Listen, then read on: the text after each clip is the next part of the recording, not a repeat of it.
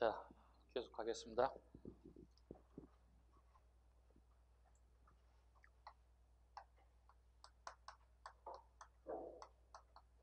(201쪽) 고려의 불교 가겠습니다. 첫 번째 1번의 숭불정책과 불교의 융성부터 가겠습니다. 첫 번째 태조. 훈유 10조에 불교 숭상을 당부했다. 그 다음에 개경의 여러 사원을 건립했다. 훈유 10조에도 이런 게 나와있죠. 연등의 팔관을 가감치 말라. 그만큼 불교에 대한 애착이 강했던 인사이기도 하고요. 강종 때 승가제도를 실시했다. 과거제도 내에 승가제도가 들어왔다. 그 결과 왕사도와 국사제도가 처음 등장하기 시작했다. 왕사제도와 국사제도. 최초의 왕사 탐문, 국사제도 해거. 현종 갑니다. 연등의 팔관회가 다시 부활되고 최대의 사찰인 현하사가 건립되었다. 참고로 현하사는 하엄종이 아니라 법상종이라는 것 기억하셔야 되고요. 법상종 계열이다. 귀족들이 추구하는 대표적인 불교. 그 다음에 문종. 승려에게 별사전을 지급했다. 별사전의 밑줄 그어야 되겠죠. 별사전을 지급했다. 그리고 흥황사를 건립했다. 그리고 흥황사의 자기 아들 의천을 출가시켜서 11살에 출가시켜서 13살에 흥황사에서 승통의 자리를 앉게 됐다. 승려를 통솔하는 자리에 앉게 되었다. 그 다음에 불교 통합으로 쭉 가볼까요? 강종 가겠습니다. 하엄종을 중심으로 교종을 정리했다. 여기 핵심적인 인사가 균여입니다. 균여 하나 써놓으면 되겠죠? 광종 때 균여 스님. 하엄종 중심의 여러 교정을, 즉 법상종을 통합하려고 하였다. 그 다음에 의천에 교단 통합운동을 했습니다. 문종의 넷째 아들이고 11살에 출가했고 13살에 승통이 되었다. 이건 전부 다 순전히 아버지 빽이겠죠. 속된 말로 얘기해서 승려들을 통솔하는 자리에 올랐다는 뜻이에요. 통솔하는 자리에. 13살 생각해보세요. 막 40, 50 되신 아저씨들한테 스님 이리 와보세요. 이렇게 할 수 있다는 얘기. 여기 앉아보세요. 이렇게 13살짜리가 기가 막히죠. 승통의 자리에 앉았고, 그 다음에 흥황사의 주지가 되었다. 13살에 흥황사 주지가 되었고, 국청사의 또 주지가 되었다. 국청사는 송나라 유학 이후라고 생각하면 돼. 송나라 유학 이후에 세워진 절이 국청사예요. 왜요? 송나라의 국청사에 가서 공부를 하고 왔고, 그걸 똑같이 만든 이름이 국청사가 되고, 천태종을 공부했기 때문에 우리나라에서 해동 천태종의 시조가 된 겁니다. 원효의 하쟁사상을 토대로 불교 사상을 통합하였다. 원효 밑줄로 가야 되겠죠. 원효의 사상을 받아들였다. 그래서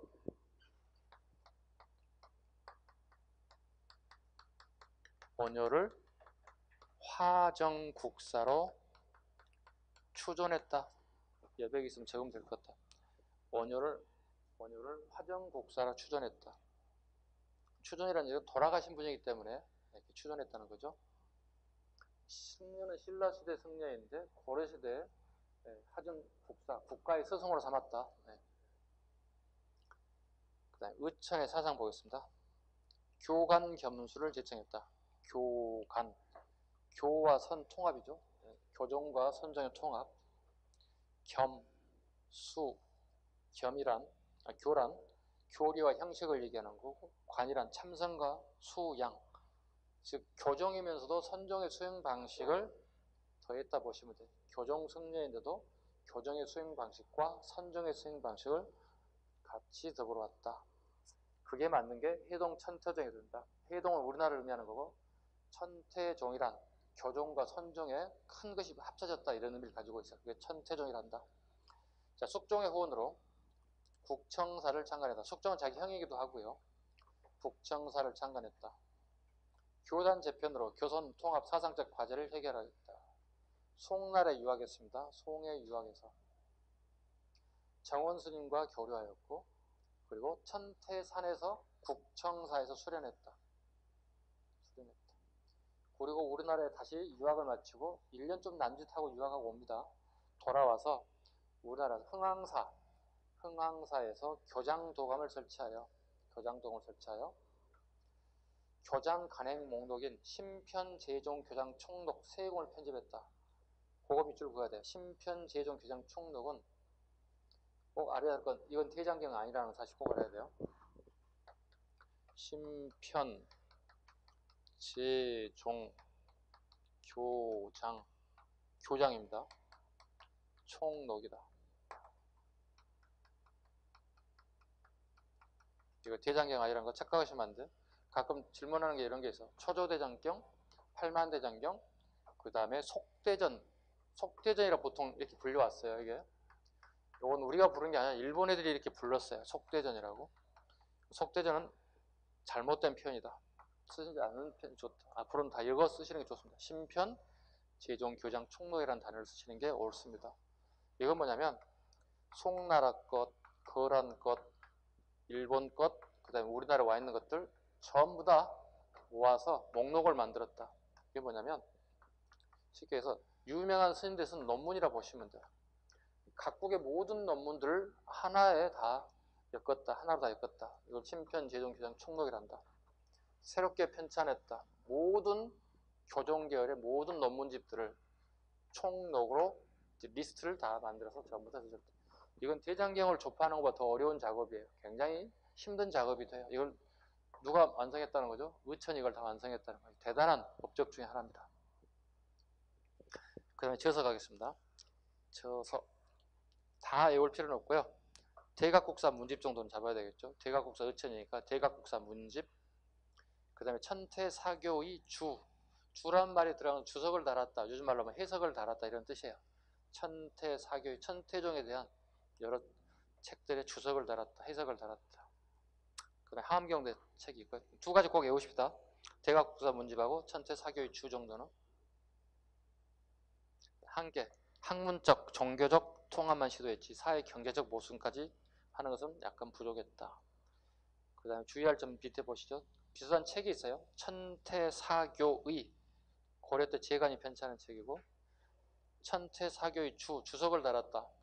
해석을 달았다. 이건 의천이 편찬한 책입니다. 구분하시기 바랍니다. 다음 페이지요. 천태종의 사상, 교관겸수, 교와 선을 같이 수행하다. 단 교 중심의 선을 수행하다. 왜냐하면 천태종 자체가 교종 중심에다 선종을 끌어들이는 거니까 그 교정의 선 방법과 선정의 수행 방식을 다 같이 하는 걸 교관겸수라고 합니다. 같이 겸해서 수행해야 된다. 지관, 잡념을 중지하고 지혜로서 사물을 간주하는 수행법. 좀 어렵죠? 무슨 말인지 모르죠 이거. 봐봐요. 해석이 되나요? 잡념을 중지하고 지혜로서 사물을 간주하는 수행법. 되게 어려운 단어만 선택적으로 골라서 써놨죠 제가. 그죠? 봐볼까요? 뭘 설명하려고 하는지 한번 여러분이 대답을 좀 해주세요. 뭐예요? 크게 얘기해요. 뭐예요? 물이에요? 뭐예요? 아니 보는 시점, 관점에서 다르니까 다 다른 대답이 나올 거예요. 물이라고 그랬죠? 뭐예요? 물? 물통이요? 예, 물통이 나왔습니다. 보통 물통이라 하나 이걸? 이거 뭐죠? 물이에요? 네? 안 들려. 크게 얘기해봐. 페트병. 야, 페트병 나왔어 이제. 그거 뒤로 가보죠. 뭐예요? 물병. 뒤로 가보죠. 아니 본인 생각 얘기해. 정답 없어. 생수라 다 나왔어요. 대리가 다 나왔어요 이제. 좋습니다. 여러분 의견이 다 틀린 건 아니죠. 다 여러분의 관점에서 본 거 맞는 거죠. 그죠? 그럼 제가 반문할게요. 아까 물이라고 하셨죠? 왜 물이죠? 이거 누가 언제부터 이걸 물이라고 얘기했죠? 그러게요. 아까 누가 물통이라 하신 분, 이게 언제부터 물통이었죠 이게? 자, 여러분들은 엄마로부터 태어나서 엄마로부터 교육을 받고 그 다음에 우리가 유치원 다니고 초등학교 다닐 때 물병 이렇게 수없이 많이 배웠죠. 근데 그 지식은 옳은 걸까요? 옳지 않은 거였을까요? 잘 모르죠. 판단할 수 없잖아요. 우리가 부르는 이름이 물이라든가 물통이란 게 이게 진짜 옳은 이름인지는 알 수 없잖아요. 누군가에 의해서 이걸 물병이다 물통이다 이렇게 쓰여졌고 불려졌을 뿐이지 진짜 이게 물이고 물통인지 몰라요. 원래 처음부터 그렇게 돼 있을 거는 알지도 못하는 거예요. 누군가에 의해서 우리가 그 지식의 총알을 가지고 모아보니 이게 물이고 물통으로 불렸던 것들이죠. 그죠? 처음에는 이름이 있었어, 없었어? 없었지. 자, 다시 갑니다. 자, 지관이라는 것은, 자, 여러분이 가지고 있는 지식과 선입견을 전부 다 내려놓으시라고요. 이게 여러분들 아까 물병이라고 얘기했잖아요. 그게 물병이라고 하는 그 지식과 선입견을 내려놓으시라고요. 자, 봐볼까요? 내려놓고 다음에 얘기합니다, 이제. 이게 뭐예요? 그래도 물병, 물통 오면 죽일 거예요, 이제. 쫓아가서. 자, 뭐예요? 뭐냐고요? 그냥 사물일 뿐이에요. 여기다가 물건, 물병, 뭐 이런 거 없이 그냥 사물일 뿐이에요. 자, 여러분 스스로 자기 가슴을 대볼까요? 나는 누군가에게 불러보시죠. 나는 누구죠? 여러분 이름 대지 마시고. 나는 누구죠? 어려워지죠? 이렇게 쉽게 설명하려고 하는 게 굉장히 어려워졌네요. 자, 쉽게 얘기해서 수행을 하는 데 있어서 내가 가지고 있는 그 지식과 선입관은 수행하는 데 별 도움이 되지 않는다는 뜻이에요. 이게 뭐예요? 지관이에요. 그러니까 선입관 갖지 말라는 뜻이에요. 자, 선생님, 여러분들이 저를 봤을 때 뭐로 보시죠? 선생님이요. 언제부터 네가 선생인데? 선생 아니라니까? 나를 뭐로만 보면 되는 거야, 그냥? 사람으로 보면 돼요, 그냥. 여러분 이름 있죠? 본 이름 뭐라고 봐요? 나는 홍길동이 아니라 그냥 나는 사람인 거예요, 그냥. 선입관을 내려놓으란 얘기죠. 자, 여러분이 봤을 때 지나가는 행인들 봐보세요. 양복 입고 나가신 분, 직장인 같은데 선입관이 잡혀 있잖아, 이게. 선입관이 아닐 수도 있어. 백수인데 그냥 나와본 걸 수도 있어. 패션쇼 하려고 나와본 수도 있어. 허름한 차림으로 가는데, 저게 좀 이상한데? 피해가 막 사람들이 좀 터치하고 싶지 않아서. 나중에 알고 보니 대장님 뭐 대기업 회장 아들이었어. 이럴 수도 있잖아. 선입관 내려놓으라는 뜻이에요. 그러니까 수행을 하는 데서 선입관은 전혀 도움이 되지 않는다는 뜻. 이게 지관이에요. 지관은 선입관 내려놓고 있는 사실 그대로 보고 판단하는 뜻이에요. 이게 수행 방법 중에 하나예요. 천태적인 수행 방법 중에 하나예요. 쉽게 설명하고 되게 어렵게 설명했네요. 해놓고 보니. 됐죠? 자, 밑에 것들은 안 하셔도 돼요. 그냥 두 개 정도만 잡으시면 돼요. 교관, 견수와 지관 정도만 잡으시면 되고요. 성상 겸학이니 내 겸전 지금 하면 안 돼요. 나중에 불교를 좀 더 어려울 때 할 때 그때 할게요. 결사운동 가겠습니다. 자, 결사운동 항상 떠오르는 단어가 시기를 물어보는 거거든. 무신정권 시기예요. 무신정권 시기예요. 승려들이 굉장히 부패했던 시기예요. 부패했던 시기들이에요. 승려들은 크게 두 가지로 나뉘어져 있죠. 교정승려와 선정승려로 나뉘어져 있죠. 교정승려와 선정승려로 나뉘어져 있습니다. 보통 우리가 신라시대 몇 개가 만들어졌죠? 9개하고 5개에서 5교, 통상 부산 이렇게 많이 불렀죠. 이게 고려로 가면 명칭이 의천에 의해서 뭐로 바뀌는 거죠? 천태종으로 바뀌는 거죠. 의천에 의해서. 이게 뭐로 바뀌죠? 조계종으로 바뀌죠. 진울에 의해서. 이 정도는 다 아실 거고요. 자, 봐봐요. 무신정권 시기에 교정 세력들이 전부 다 문벌귀족하고 손을 잡고 있던 세력들이에요. 문신 정권들이 문벌귀족을 전부 다 제거해버리죠. 그러고 난 다음에 누구도 제거해요? 교정들도 다 제거해버리죠. 교정 승려도 다 제거하죠. 그래서 교정 승려의 난들이 발생하죠. 그죠? 기법사를 중심으로 일어나죠. 기법사 승려의 난 또는 기법사의 난이라고도 부르죠. 같은 말로 이렇게. 다 제거해버렸습니다. 다 제거했습니다. 선정은요. 진울이 났습니다. 진울이 났습니다. 무슨 운동할까요? 결사운동합니다. 결사. 어떤 뜻과 행동을 같이 하는 사람들이 모임이라는 뜻이에요. 결사라는 말은. 어떤 뜻과 행동을 같이 하는 사람들이 모였다. 결사운동이에요. 즉 승려들이 부패운동을 척결하겠다. 부패를 척결하겠다는 운동이 결사운동입니다. 그래서 스스로 결사를 제창하고 부패를 도려내기 시작합니다. 누가 후원해줄까? 무신정권애들이 스스로 정화운동하고 있는 이유들에게 후원해줍니다. 그럼 교정은 다 죽일까요? 물론 죽이기도 하죠. 왜? 싫다고 하는 애들 죽이는 거예요. 무신정권애들. 단 결사운동을 하겠다는 애들에 대해서, 즉 정화운동을 하겠다는 애들 교정과 성조정도 다 지원해준다. 선정만 지원해 준 게 아니라 청소하겠다, 부패한 성녀를 다 몰아내겠다, 이 부분을 실천하는 교정, 선정 구분하지 않고 다 지원해 줍니다. 그게 공통점이기도 합니다. 자, 진울 한 번씩 가볼까요? 진울 보겠습니다. 무신직공기에 세속화된 불교계의 자기반성, 승려 본연의 자세로 돌아가자는 운동을 전개했다. 이해 가셨죠? 자, 그리고 수선사 중심의 결사운동이 벌어졌다. 수선사 밑줄 그으셨다. 수선사. 그리고 조교장이 개창되었다. 조계종이 개창되었다.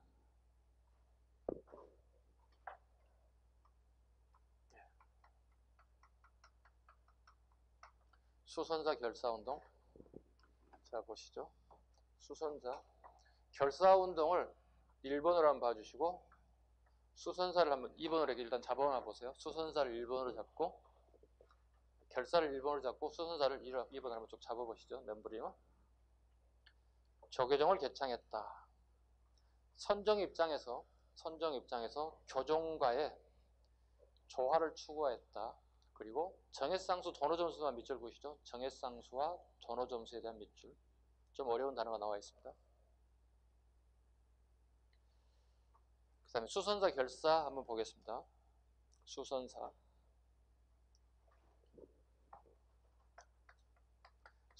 결사 정해문을 반포하고, 수선사 결사 정해문을 반포하고. 자, 여기는 어디냐면 송강사입니다.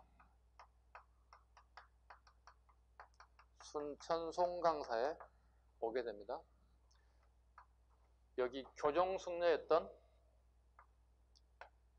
요새도 누구를 따라옵니까? 진우를 따라옵니다. 저도 같이 내려가겠습니다. 큰 스님.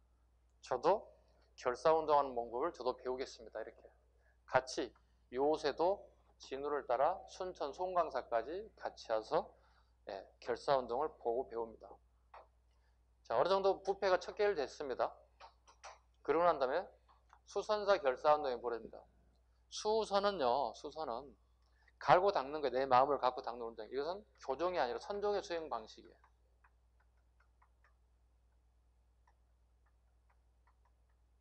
결사운동은 청소하는 거잖아. 승려의 부패한 승려를 몰아내는 거잖아. 그럼 이건 교종, 선종이 구분 없잖아. 누구나 다 몰아내야 되는 거잖아. 부패한 승려를 다 몰아내는 거잖아. 근데 요새가 여기까지는 같이 뜻을 같이 해. 1번까지는 같이 뜻을 같이 한다고. 2번에서는 이제 약간 요새가 돌아서지. 큰 스님, 저는 저희 교종인데 우리하고 수행 방식이 좀 다릅니다. 저는 떠나겠습니다 하고 떠나는 거야. 어디까지 떠나는 거야? 더 내려가는 거야. 순제가 더 내려가는 거야. 강진까지 내려가는 거야. 강진 만덕사에서 결사운동을 하게 되는 거야. 강진 만덕사에서. 이거 갖다가 뭐라 불러요? 법화종이라 불러요.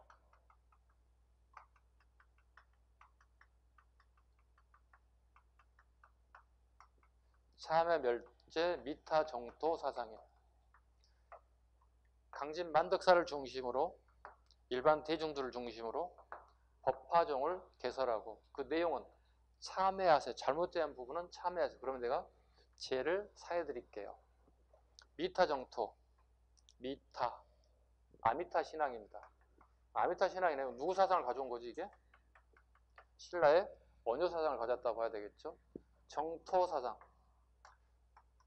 이거 우리가 갈 수 있는 세상이 아니에요.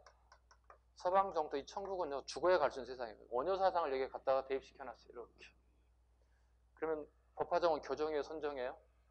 원효 거 가져왔으니까. 원효가 교종 승려예요, 선종 승려예요? 교종 승려잖아. 신라 중대 교종밖에 없던 시절이니까 교종 승려겠지. 이거고요. 그 다음에 진울은 수선사 결사운동을 하게 되는데, 수선사 결사운동을 제기합니다. 정해쌍수,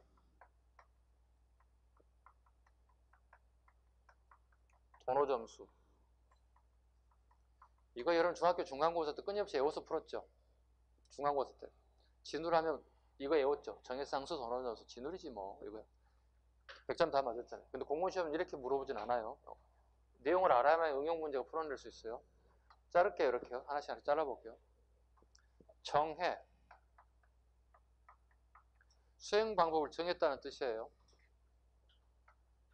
승려들이 공부를 안 해요. 선정 승려들이라고 하니까. 선정 승려들 공부하라는 얘기예요. 독경입니다. 불교 경전 읽으라는 뜻이에요. 독경입니다. 두 번째, 승려들이 노동을 하지 않기 때문에 돈의 가치를 몰라요. 불자들이 시주한 돈을 그냥 다 쓰기만 해요. 돈의 가치를 몰라. 세 번째, 저녁 밥 먹고 전부 다 자기 바빠요. 딴짓하기 바빠요. 자선을 하라는 뜻입니다. 자선, 앉을 자자입니다. 앉아서 선수행을 하라는 뜻이에요. 자, 이렇게 하게 되면 뭐가 되는 거죠? 우리가 지혜가 쌓인다는 거죠. 지혜가 쌓이고. 수행 방식은 이 두 가지를 다 해야만이, 즉, 두 가지를 뭐 교정과 선정 수행 방식을 두 가지를 다 겸해야만이 우리가 터득할 수 있다. 이게 정해쌍수예요. 정해쌍수를 한마디로 보세요. 정해놨다는 얘기죠. 교정의 수행 방식과 선정의 수행 방식을 다 같이 공존해야 된다. 같이 수행해야 된다. 독경은 뭐죠? 선정 승려를 책 안 읽은다고 그랬지. 책 읽는 교정이 등장했지. 노동의 가치를 알게 됐지. 그래서 승려들이 자산하는 방법 뭐야? 선정의 수행 방식을 얘기하는 것들이지. 도노 점수. 순간 터득하는 거야. 점수는 꾸준하게 노력을 하게 되면 터득하는 방식을 점수라고 불러요. 점수라고 불러요. 좀 더 어려운 단어가 갑니다. 이거 알아요? 여러분들 불교 문제를 완전히 풀어낼 수 있어요? 이걸 해능계열이라고 불러요. 여기는 수신계열이라고 불러요. 해능계열, 수신계열 이런 단어를 써요. 우리가 조계종이 1대조, 2대조, 3대조, 4대조, 5대조, 6대조 할 때 해능은 6대조예요. 6대조예요. 승려예요. 6대조 승려에 있던 해능은요. 나무꾼 출신이에요. 여기는 수신은 귀족 출신이에요. 승려들 이름입니다. 해능과 수신은요. 승려들 이름입니다. 이게 뭐예요? 남선종이라 불러요. 이건요. 북선종이라 불러요. 좀 어려운 단어입니다. 그럼 선종은 우리나라에 지금 현재 두 가지가 들어왔다. 고려에.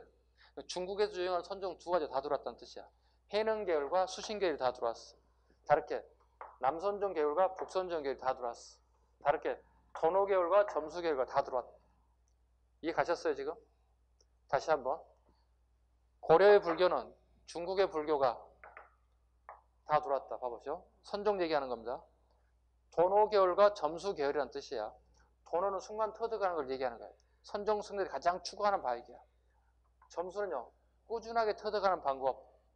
이것도 선종은 선종인데 수행 방법이 약간 달라. 이것은 수신 계열이야. 수신 계열. 여기는 해능 계열이야. 육조 해능이야. 그리고 여기는 남선종이라 불러. 남선종. 여기는 북선종이라 불러. 이게 도노 점수예요. 좀 어려울 수도 있어요. 처음 접하신 분 되게 어려울 수도 있어요. 근데 끝이 아니라 제가 계속 끊임없이 얘기할 거예요. 문제풀이 할 때 끊임없이 얘기할 거고요. 도노 점수, 정해쌍수 이해를 잘 하셨으면 좋겠습니다. 자, 오늘 이 정도까지만 하겠습니다. 좀 더 어려우신 분은 개별적으로 저한테 찾아오시기 바랍니다. 우선 다 이해가 안 갑니다. 다시 오시기 바랍니다. 개별 제 방으로 오세요. 자, 오른쪽에 해심 갑니다. 해심. 진울의 제자입니다. 진울의 제자고요. 원래 이 사람은 유학자 출신입니다. 여러분처럼 열심히 학원에 공무원 시험 준비하다 계속 떨어졌어요. 과거 좀 계속 떨어졌어요. 진울이 야, 안 되겠다 너 머리 깎자. 승려가 됐어요. 누가요? 해심이요. 그래서 공부해 봤더니 유교나 불교는 별 차가 없는 것 같아. 그래서 유불일치설을 주장했어요.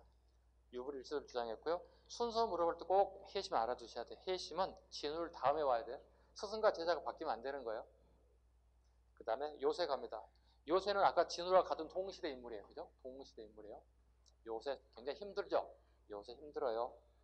자, 요새 천태종 신앙 결사진 백년사 밑줄고 백년사 법화정 법화신앙 밑줄구시고 그리고 참회별제 미타정토 참회하세요. 제를 사해드릴게요. 그러시면 여러분 돌아가시고 난 다음에 미타정토로 갈 수 있습니다. 그 다음에 원간석기 불교에 갑니다. 불교의 세속화. 원간석기는 불교가 세속화되기 시작한다. 그 다음에 결사운동에 쇠퇴한다. 그 대표적인 게 천태종의 백년사는 요새 힘들었던 백년사는 왕실의 원찰의 줄것이 원찰인 묘련사로 변절되다. 원찰이란 왕이 죽고 난 다음에 그 입회를 왕실에 입회를 모신 게 아니라 절에다 모시고 절에서 그 왕을 위한 기도를 꾸준하게 하고 제사를 지내고 그 다음에 국가에서 그 절을 보살펴주는 것 갖다 우리 원찰이라 불러요. 불교의 순목적과 부합되지 않죠. 그죠? 이런 걸 보통 원찰이라 불러요. 원찰은 고려 후기부터 등장해서 조선시대에 계속 등장하는 게 원찰입니다. 조선 초의 왕들도 계속 원찰을 만들어냅니다. 굉장히 융성해집니다. 그 절들은. 그러나 본연의 목적은 아니었다는 것들. 그 다음에 변모 보겠습니다. 균형의 하음정과 법상정 그리고 일연으로 대표되는 선종의 가지산파가 부흥하였다. 다음에요. 보우 가겠습니다. 보우 공민왕의 왕사고요. 그 다음에 우리나라의 선종인 마지막에 임재종을 가져왔다. 임재종의 별표 하나 하겠습니다. 임재종. 그 다음에 보우의 밑줄 하나 그으시고 우리 역사에 보우 스님은 2번 나온다는 사실 알아두셔야 돼. 보우 스님, 원간섭기의 보우 스님, 임재종. 우리나라에 들어온 선종의 마지막이죠. 선종의 마지막 들어왔다 보시면 되고 그 다음에 조선 중기 명종 때 보우 스님이 한 번 더 나옵니다. 명종 때 한 번 더 나옵니다. 이건 명종의 어머니 이제 문정왕후가 불자다 보니 우리 과거 시험에 승과를 치르게 되는데 그 핵심 인사가 된 인물이 보우 스님이다 보시면 돼요. 그리고 과거 시험 승과 실시할 때 유명한 사람들도 등장합니다. 서산대사, 그 다음에 사명당 이와 같은 사람들이 이때 승과를 통해서 배출됐던 대표적인 사람들. 알아야 되는 이유는 임진왜란 때 승병장 출신들이기 때문에 그리고 승병장으로서 평양 탈환을 하는데 공헌을 했던 사람, 평양 탈환에 공헌했던 사람들이다. 이 정도도 같이 알아두시면 될 것 같아요. 보호스님 하나 가지고 2가지를 다 잡을 수 있어야 됩니다. 보호스님. 그 다음에 지공획은 안 하셔도 됩니다. 네. 참고로 한번 보시고요. 그 다음에 다음 페이지 대장경 바로 넘어가겠습니다. 대장경이랑 경율론을 갖다가 대장경이라 한다. 경전이죠. 네, 부처님 말씀이죠. 율, 스님들이 지켜야 할 율법이죠. 논, 스님들이 써놓은 논문이 3가지를 갖다가 우리는 대장경이라고 한다. 대장경이라고 한다. 배경 가겠습니다. 불교 사상의 체계화, 그 다음에 애적을 격퇴하는 염원을 가지고 있다. 특히 거란과 몽골 침략시 부처의 힘을 빌려 이를 물리치고자 대장경을 가능했다. 거란을 물리치기 위해서 만든 거 뭐죠? 밑에 있는 초조대장경.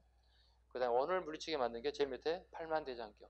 중간에 있는 속장경은 제가 속장경을 써는 놨지만 실은 속장경의 표현을 안 되고 뭐라고 얘기한다고요? 심편, 제종, 교장, 총록. 누구죠? 의천입니다. 의천입니다.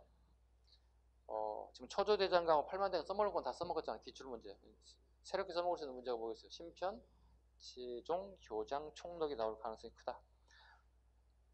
대구 부인사의 보관 중에 몽골 침략으로 소실되었다.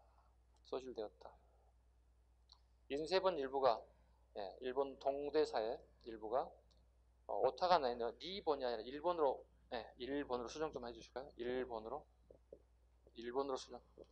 니본이 아니라 일본 동대사에 보관 중이다.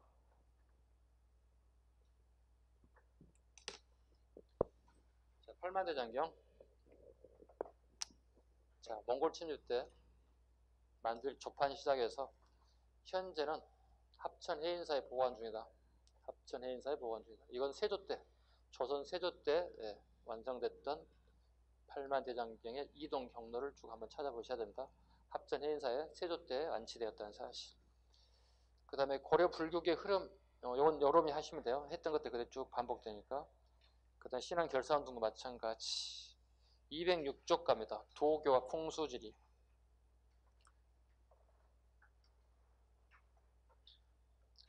도교의 특징 좀 복잡하죠. 민간신앙, 신선사상, 도가사상, 음양오행. 그 다음에 현세 기복적이다 위주로 보겠습니다. 현세 기복적이다. 현세적이다.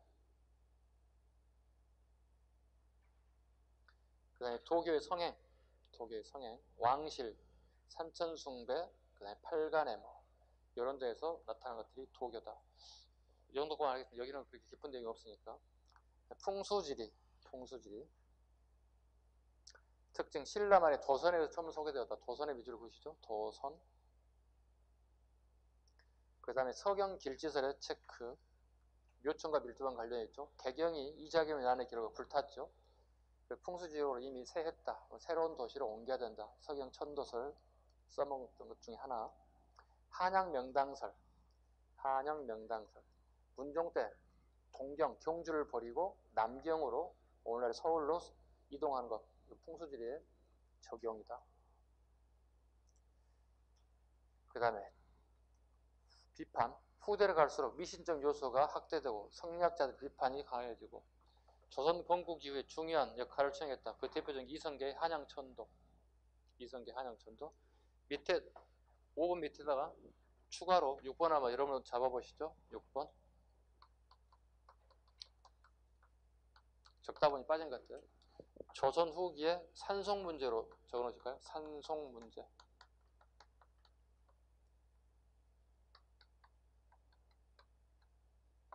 산소에 대한 송사가 걸렸다는 뜻이에요. 산송 문제가 제기됐다.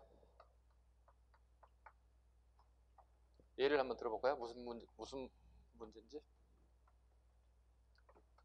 A라는 사람과 B라는 사람의 무덤이 있어요. 이렇게.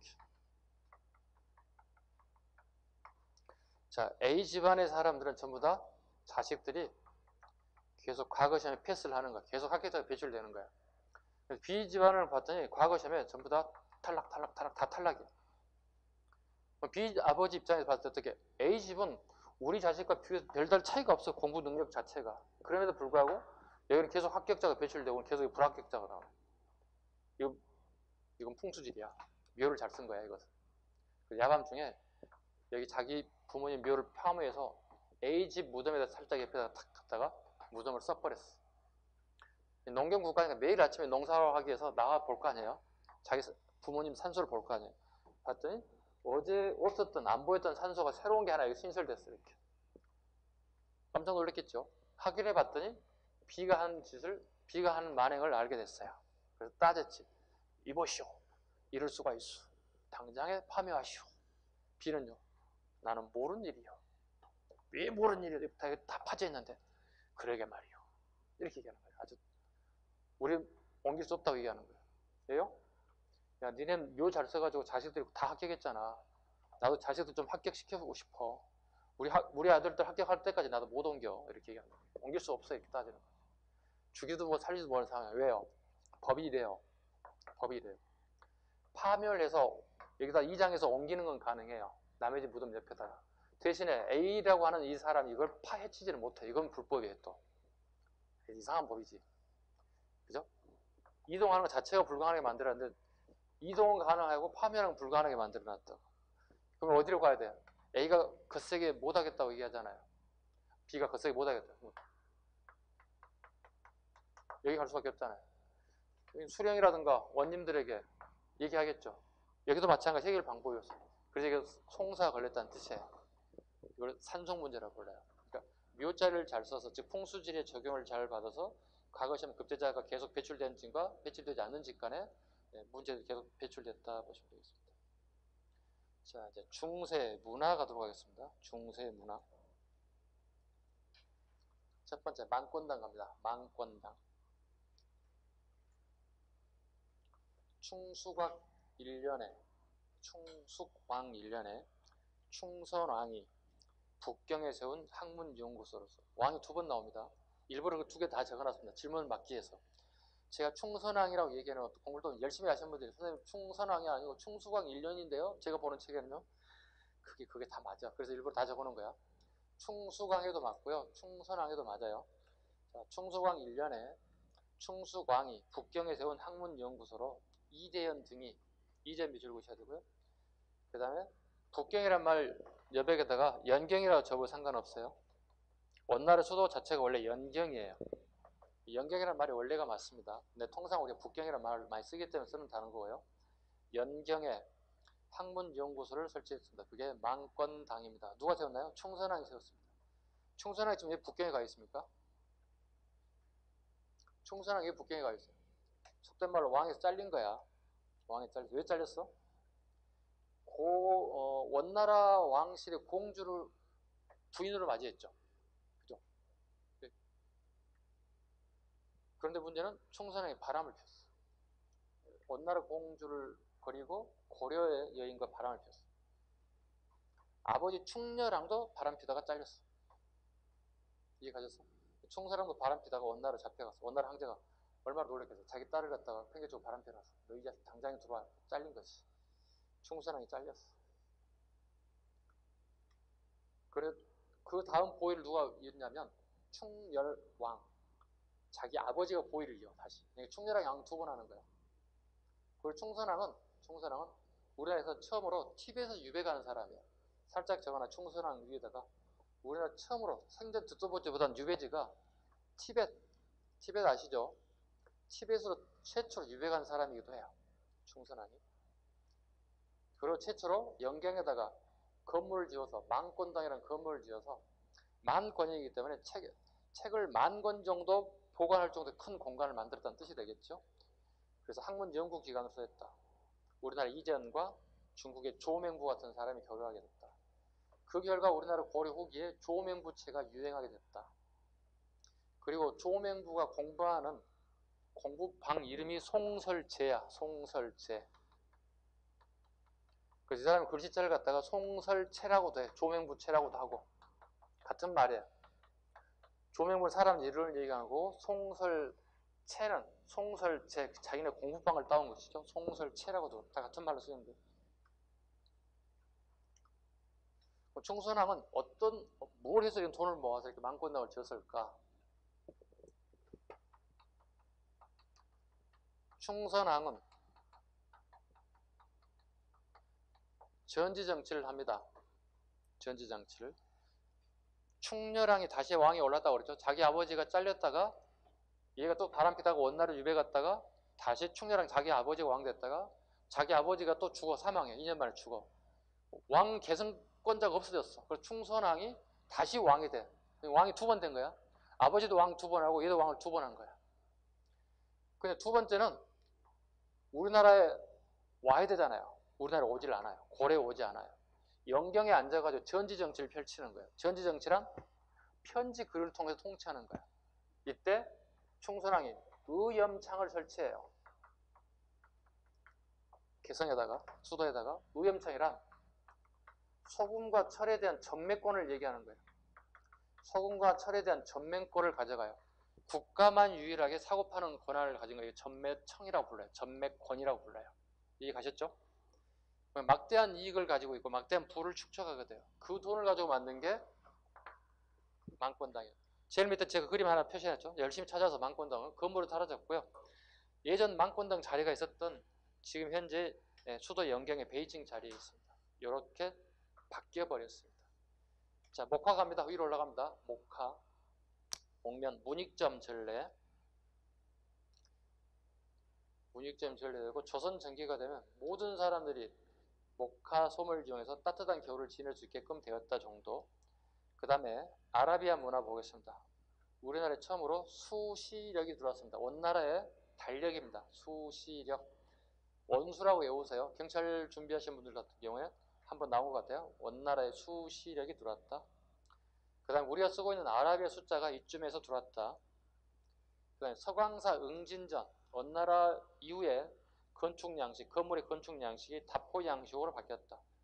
대표적인 서광사, 응징전 같은 것들이 있다. 그 다음에 농상집요. 처음으로 우리나라에 농업기술서가 처음 유입되기 시작했다. 충정왕입니다. 충정왕 때. 이야미. 하북농법이 있었다. 하북농법이라는 것은 밭농사를 얘기하는 거야. 하남농법은 논농사를 얘기하는 거고 하북농법은 밭농사. 그 대표적인 게 뽕나무, 과실, 약초 이런 것들이 재배되었다. 그 상자에 동그라미 하셔야 돼요. 그 농상집의 상자를 여기 하나 적어 놓으시면 돼요. 잊어먹지 말라고. 한자 어렵지 않죠? 뽕나무 상자. 뽕나무 잎은 누가 먹는 거지?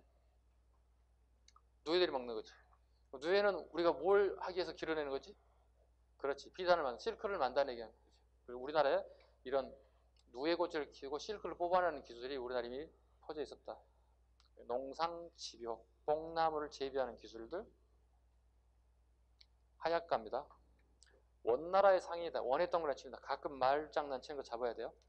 원나라의 상인 이암으로부터 채무성이 도입해서 화통도감을 하약을 만들 임시관청을 만들었고, 진포 금강하구입니다. 진포는 오늘날에 금강하구. 금강은 충청남도 서창과 전라북도 군산 앞바다를 얘기해요. 여기 굉장히 넓은 바다가 있어요. 여기 애구들이 굉장히 많이 들어오는 곳이에요. 여기 진포에서 실제로 정가를 거두었다. 종교가입니다. 라마 불교가 전래됐다. 라마 불교. 라마 불교가 들어오게 되면 우리 고려 불교는 더욱더 타락의 길로 가게 됩니다. 그 다음에 임재종. 아까 임재종, 여기 공민왕 때 공민왕의 왕사였던 보스님에서 마지막 선정인 임재종이 들어왔다. 그 다음에 문화. 경천사지 10층석탑. 경천사지 10층석탑. 원나라의 라마 불교의 영향을 받았다. 라마 불교의 영향을 받았다. 경천사는 일본 애들에게 몰래 밀반출됐다가 세계 여론의 지탄을 받고 다시 우리나라로 다시 되돌아왔고, 개성의 경천사로 가지 않고 우리나라 경복궁에 전시되어 있다가 보관하고 있다가 다시 용산의 국립박물관을 만들면서 현재 용산에 있는 국립중앙박물관 1층 끝에 로비 부분에 끝에 가면 서 있는 게 경천사 10층 석탑입니다. 아주 중요한 보물이기도 하고요. 이건 특징이 대리석으로 만들었고요. 대부분의 우리나라 석탑들은 거의 대부분 하강암으로 만들어요. 왜? 하강암은 주변에 구하기 좋은 재료이기 때문에 그렇습니다. 특별한 이유는 없고요. 특이하게도 여기는 대리석입니다. 이유는 대리석은 하강암에 비해서 강도가 더 약해요.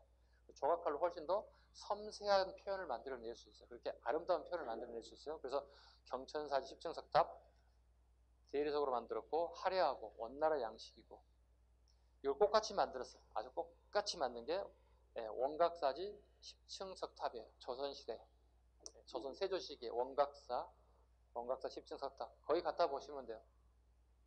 전부 다 원나라의 양식이다 보시면 되겠고요. 그다음에 천산 대립도 공민왕 때 북종화 밑줄 북종화는 전문 하원이 그릴 정도로 굉장히 잘 그리는 형태를 갖다 북종화라 불러. 북종화 반대말은 뭐겠어? 그러면 남종화가 되겠지. 남종화는 일반인들이 그냥 그 사대부들이 그리는 그림을 갖다가 남종화라고 보시면 돼요. 남종화, 북종화 구분 좀 하시고요. 그 다음에 성리학, 충렬왕 때 안양이 원에서 전래했다. 자, 여기서 말하는 성리학은 실천 성리학입니다. 쉽게 실천 가능한 성리학이다. 주기철학 언제 들어왔다고 그랬지 아까? 조선 중기 이항과 이해에서 수용 발전되기 시작했다. 한 페이지 넘깁니다. 문학의 발달 가겠다. 문학의 발달, 경기체가. 자, 경기하여가란 말이 나와 있죠. 경기하여가. 그쪽 여행지를 놀러 갔는데 그쪽 경치 어때? 하고 하는 걸 우리는 경기체가라고 불러요. 경기체가란 말은 경기 어때? 그러니까 그 시 끝부분에 꼭 경기 어때라는 단어가 나오는 거죠. 경기 어때? 자, 이건 일반 서민들의 문학일까요? 일반 사대부들의 문학일까요? 사대부들의 문학이죠. 왜냐면 지금처럼 누구나 막 여행 가던 시절이 아니에요. 그죠? 그전에는 뭐 경제적인 어려움이 굉장히 많았던 시기, 여행 갈 수 있는 시기가 아니었죠. 그래서 경기체가는 한마디로 있는 자들, 즉 사대부들의 문학 작품이다 보시면 돼요. 그 대표적인 게 관동별곡, 관동 지방에 놀러 갔다는 얘기지. 관동 팔경 보러 갔겠죠. 죽게, 그 다음에 한림별곡. 한림별곡은 한림 학사들이, 즉 한림원이라는 데가 있죠. 공부 잘하는 애들이죠. 과거 합격자들이 모여있고 예계문서를 작성하는 것. 그 애들이 놀러 간 것이니까 한림별곡이라 불러. 한림별곡을 다른 말로 뭐라 불러요? 사대부 문학이라고 돼요. 사대부 별곡이라고 돼요. 민요가겠습니다. 민요가입니다. 소교라고도 합니다. 소교. 소교란 말이죠. 속세인들이 부르는 노래란 뜻이에요.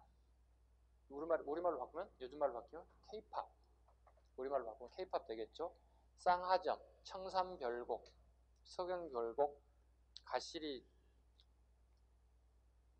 다 이거 소개라 보시면 돼요. 청산별곡 대표적인 게 이러고 있지 않나요? 뭐 뭐지? 산에 올라가서 물 따먹고 지냈다고 그러지? 나와 있는 건가? 아, 다음 페이지 넘겨봐요. 노래 생각이 안 나가지고. 청산별곡 설득박을. 사러리 사러렸다. 청산에 사러리렸다. 머루랑 다리랑 먹고. 아, 오타가 나 있다. 네. 보길 잘했네. 네. 머리랑 앞에 다리랑 다자가 빠져 있어요. 다자를 하나 넣어주셔야 돼요. 머리랑 다리랑 먹고 청산에 사러렸다. 알리알리 알리샹, 알리알리 알리샹. 요게 청산별곡의 가사 내용인데요. 산에 올라가서 머루랑 다리랑 먹고 살겠다는 얘기잖아요. 사대부들이 올라가서 머루랑 다리를 따먹고 살진 않을 거거든. 청산별곡 같은 것들이 소교라 보시면 되고요. 그 다음에 가전체 문학. 가전체 문학. 요즘에 자주 나오는 내용 중에 하나입니다. 가전체 문학이라는 게. 계세증인을 목적으로 한다. 계세증인 몇 줄 하나 그거 볼까요? 계세증인. 편제가 잘못됐네, 편집이. 다음 페이지 넘겨볼까요? 계세증인의 설명이 나와 있을 겁니다. 앞에 나와야 되는데 편집이 잠깐 잘못되어 있어요. 계세증인이란 세상 사람들을 경계하고 징계한다는 뜻, 그릇된 행위를 지적하고 앞날의 경계로 삼도록 일깨운다는 뜻입니다. 다시 앞으로 갑니다. 사물을 의인하였다. 대표적인 게 효시가 된 게 설총의 신라시대, 신문왕 시기의 하왕계, 임춘의 국순전, 술에 대한 얘기, 공방전, 엽전, 이규보의 국선생의 술과 누룩, 청강사자 현부전, 거북에 대한 얘기, 이곡이 죽부인전, 대나무 등 이런 사물을 의인하여서 기사증인적 교훈을 주기 위해서 만든 작품들을 갖다 우리는 가전체 문학이라고 한다. 한시, 작년 우리 기출문제 하나 나와있네요. 진하, 문화적 자신감, 송은 이미 쇠퇴하고 오랑캐는 이미 여진족 이미 미개하니 앉아서 기다려라. 문명의 아침은 동쪽에 고래의 하늘을 빛내고자 한다. 이걸 던져줬어요. 이걸 사료로 던져주고 이와 같은 작가가 썼던 시기에 이 작가와 동일한 시대에 하려고 했던 인사 골라내리는 것입니다. 이규보, 채자, 이일로 이런 사람들입니다. 써놓으시죠? 이규보, 이일로, 채자 이런 사람들이 진화와 같은 한 시대 동시대 인물들입니다. 작년에 수험생들이 봤을 때 올해가 아니고 작년입니다. 가장 어려운 문제 중에 하나라고 얘기합니다. 별로 어렵지 않은데 수업 시간에 저는 계속 얘기를 했는데 그 다음에 폐관문학 가보시죠. 자, 폐관, 원래 폐관이란 중국에 좀 사용하는 단어입니다. 황제들이 매일 밖에 저작거리, 저자란 말은 일반인들이 사는 거리를 나갈 수가 없어요. 신변 보호도 해야 되고 여러 가지 상황들. 그래서 저작거리에 일어난 일들을 살펴보고 보고하는 사람들 같다. 우리는 폐관이라는 용어를 씁니다. 관리라는 뜻입니다. 그런데 훗날 이 폐관이 팩트를 기초로 해서 스토리가 엮어지면 소설이 됩니다. 이걸 갖다가 폐관 문학이 됩니다. 폐관 문학이 됩니다. 넘기시죠. 폐관 문학. 그 팩트를 기초로 해서 소설화되는 것들, 폐관 문학이라고 합니다. 대표적인 것, 이일로의 수이전, 이일로의 파한집, 파한집 밑줄 그어야 됩니다. 이일로의 파한집. 경주나 평양의 개성의 모습, 그 다음에 채자의 보한집, 그 당시의 기생들의 이야기, 이규보의 백운소설, 그 다음에 이규보의 동국이상국집, 이런 것들이 거기에 해당된다. 건축 가겠습니다. 고려후기 건축, 주심포 양식과 다포 양식. 다포 양식은 원간섭 이후에 들어온 양식이다. 그럼에도 불구하고 원간섭이면 대부분 다 다포 양식으로 지어져야 되겠죠. 그죠? 그럼에도 불구하고 주심포 양식의 특징을 가지고 살아있는 그 건물들이 있다. 그게 예산의 수덕사 대웅전. 예산의 동그라미 쳐봐봐. 예. 안동 봉정사 극락전. 안동에 동그라미 쳐봐요. 그 다음에 영주 부적사 조사당 같은 거고요. 그 다음에 강릉의 객사문. 이거 전부 다 주심포 양식이에요. 주심포 양식입니다. 예산의 수석사 대웅전, 안동의 봉정사 극락전, 그 다음에 영주 부적사의 무량수전과 부석사 조사당. 외우는 방법 간단해요. 안과 영을 했잖아요. 그죠? 제가 인사 한번 할까요? 수업 시작할 때 제가 어떻게 인사하죠? 안녕하세요 하잖아요. 그럼 여러분도 같이 하고 안녕하세요 하잖아요. 근데 오늘은 수업 말미에 안녕하세요 여러분 따라하지 마시고 인사를 저한테 받으세요. 예, 예, 이렇게 하시면 돼요. 자, 안녕하세요. 이해하시면 돼요. 안녕하세요. 여기 줬잖아요. 안동 부석사 무량수죠. 영주 부석사 무량수죠. 예산 수석사 대웅죠. 여기 줬잖아요. 안 외워졌어? 다시 한 번에? 안녕하세요 했잖아요. 이해하시면 돼요. 여러분 이해만 하면 된다니까. 안동 부석사 무량수죠. 영주 안동 봉정사, 그 다음에 영주 부석사, 그 다음에 예산 수석사 대웅죠. 이렇게. 자, 주심포 양식 중요한 이유가 뭐라고요? 13세기 다포 양식이 들어오는데 반해 주심포 양식이 살아있다. 근데 이 주심포가 뭐고 다포 양식이 뭔지를 또 몰라요. 어떠게? 그죠? 그죠? 집을 한번 이렇게 지어보겠습니다. 이렇게. 1층 집이에요. 이렇게 설치했어요. 이거 우리는 공포라고 불러요. 공포라고 불러요. 자, 여기 보다시피 우리가 기와장을 이렇게 놨겠죠? 기와가 올라오면 굉장히 하중이 무거워지겠죠. 그죠? 하중을 지탱할 수 있는 건 기둥이죠. 기둥 하나만 가지고 다 지탱 뭐하느냐. 공포를 설치해서 여러분의 무게를 갖다가 분산시킬 필요가 있다. 이해 가셨죠? 이게 주심포 양식이에요. 즉 공포를 기둥 위에만 설치하는 걸 갖다는 주심포 양식이라 불러요. 자, 이제 2층짜리, 3층짜리 집을 한번 올려볼게요. 그럼 그에 사용하는 기와가 훨씬 더 양이 많아졌겠죠? 그죠? 자, 기둥이 이렇게 있어요. 여기 뭘 설치할까요? 공포를 설치하겠죠? 근데 이게 훨씬 더 많아지게 되면 어떻게 해야 돼요? 훨씬 더 공포를 많이 설치할 필요가 있다. 여기 쭉 중간에 석가래를 넣고 공포를 중간중간 넣는 거예요. 포가 하나, 둘, 셋, 넷, 다섯, 여섯 많아졌죠? 이걸 또 뭐라 부르는 거야? 다포 양식이라 불러. 이건 주심포 양식, 이건 다포 양식. 포가 많아졌다는 거야. 이걸 다포 양식이라 불러요. 원간섭기 이후에 13세기 원간섭 이후에 주로 이런 건축물이 들어와요. 우리나라에. 그럼에도 불구하고 13세기 이후에도 아직 주심포 건물이 지어지고 새롭게 잘 보존됐던 것들이 이거예요. 아까 얘기했던 안동과 영주, 그 다음에 예산의 수덕사 대웅전 같은 게 나옵니다. 요건 이제 간단해요. 보만 암기하시면 돼요. 밑에 외워볼까요? 성불사 응진정, 서광사 응진정, 심원사 보광전에 응보만 앞글자만 따시면 중간 따시면 다포 양식이에요. 다포 양식이에요. 자, 그렇다면 여러분 좀 더 예를 들어볼까요? 여러분 경복궁 가보셨죠? 경복궁, 창덕궁, 창경궁 다 가보셨죠? 경복궁, 창덕궁, 창경궁, 경희궁 다 가보셨죠? 1층짜리 건물도 있지만 2층짜리 건물이 상당히 좀 많이 있어요. 2층짜리 건물 이상 거의 대부분 뭐라고 보면 돼요?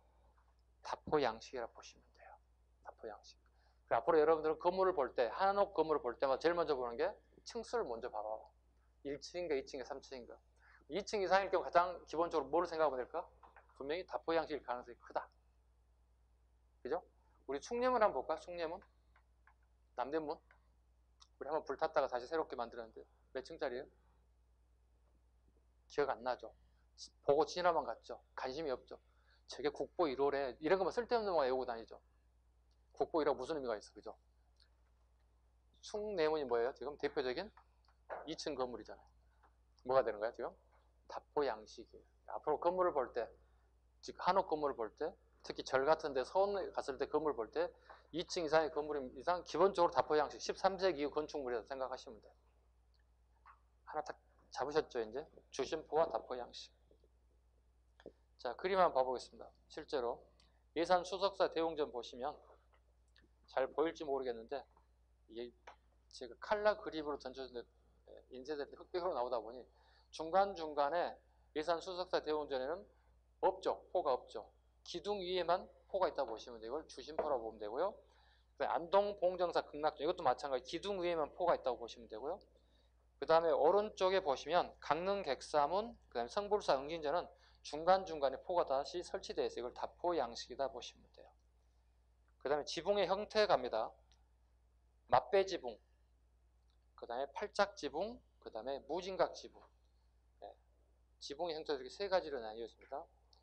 아직까지 지붕의 형태를 시험으로 출제된 거 아직 한 번도 없습니다. 있다 정도. 맞배 지붕, 팔짝 지붕, 무진각 지붕 정도가 있다는 정도만 하겠습니다. 그 다음에 석탑, 석탑부터는 네, 좀 쉬었다가 식사하고 석탑부터 좀 쉬겠습니다.